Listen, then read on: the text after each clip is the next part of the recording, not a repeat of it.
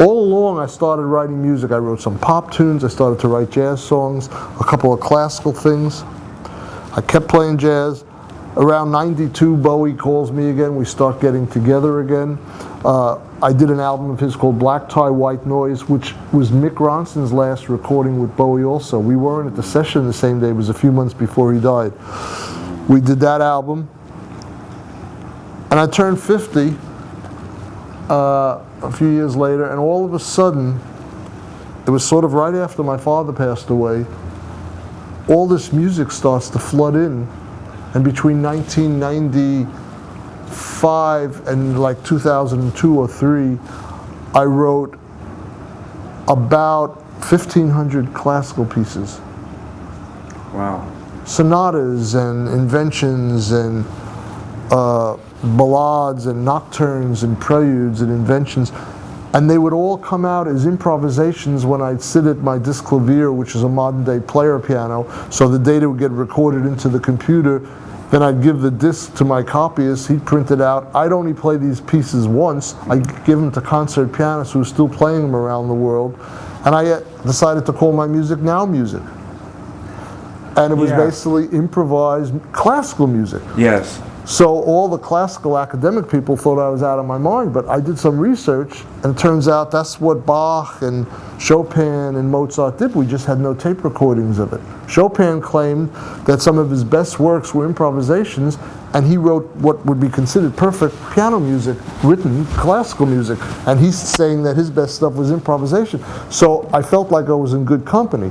That's after getting smacked down very hard by the academic world, who said you can't improvise this kind of music and have any quality. And that wasn't my reality. My reality is I was just composing faster. Right. This way was slow. Yeah. So now I'm up to 2,300 pieces in this Now Music.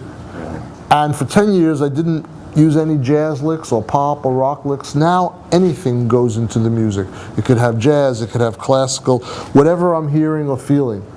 And I've expanded the music from just solo piano to writing things for violin and piano, for cello, for bass, for trios. I even did a larger work for orchestra that I improvised all the parts, and I gave them to my copyists, and we printed them out.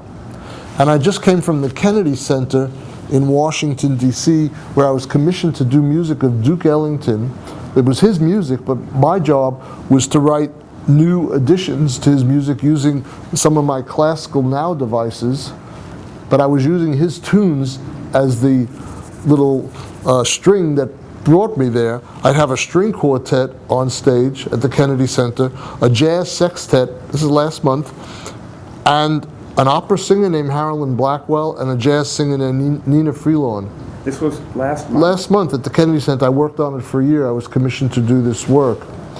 But I squeezed in my Now music on the introductions for the string quartet. I would take tunes like A-Train and stuff like that, and I'd improvise on them in a very kind of convoluted, strange way. Then we'd arrange it for the string quartet or the jazz sextet or a combination.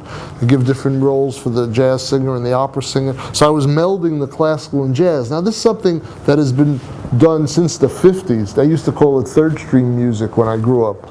Then it became, I coined my own word in 1980 called jazzical. Didn't really catch on, but I did, one of my first albums was string quartet and jazz trio with Alex Acuna and Abe Laboriel. Yeah. And it was a wonderful album that I now own the masters, so I'm going to reissue one day.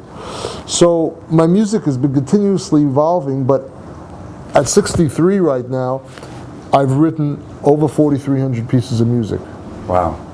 Half of it classical and half a mixture of everything else. I think my legacy will be my classical Now stuff because that's very fresh and new.